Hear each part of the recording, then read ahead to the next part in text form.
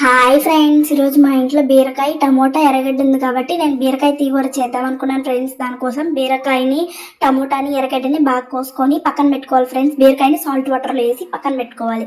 తర్వాత stove on చేసి pan పెట్టి దాంట్లోకి శనగింజలు వేయించుకున్న తర్వాత అదే ప్యాన్లోకి ఆయిల్ వేసి ఆయిల్ అనేది హీట్ అయిన తర్వాత ఉద్దిపప్పు ఆవాలు వేసి ఉద్దిపప్పు ఆవాల తర్వాత మనం ఎర్రగడ్డ కోసుకున్న ఎర్రగడ్డ మొత్తం వేసేసి కొద్దిగా కరివేపాకు వేసేసి బాగా గోల్డెన్ కలర్లోకి వచ్చిన తర్వాత టమోటా వేసి ఉప్పు వేసి కొద్దిగా మగ్గనియాలి. మగ్గిన తర్వాత మనకి ఉప్పు పసుపు మిరప్పొడి వేసేసి తగినంత ఉప్పు పసుపు పొడి మిరప్పొడి వేసేసిన తర్వాత కొంచెంసేపు మగ్గనిచ్చి బీరకాయ మొత్తం వేసేసి వాటర్ వేసేసి ఉడకనియండి ఫ్రెండ్స్. చాలా ఉడకాలి. ఉడికిన తర్వాత బీరకాయని పట్టుకుంటే ఉడికిపోయింది అని తెలిస్తే తర్వాత మనం శనగింజల పొడిని పక్కన పెట్టుకొని దాన్ని మిక్సీకి వేసి ఆ శనగింజల పొడి అయితే దీంట్లో వేస్తే అంతే ఫ్రెండ్స్. బీరకాయ తీగ సూపర్గా ఉంటుంది.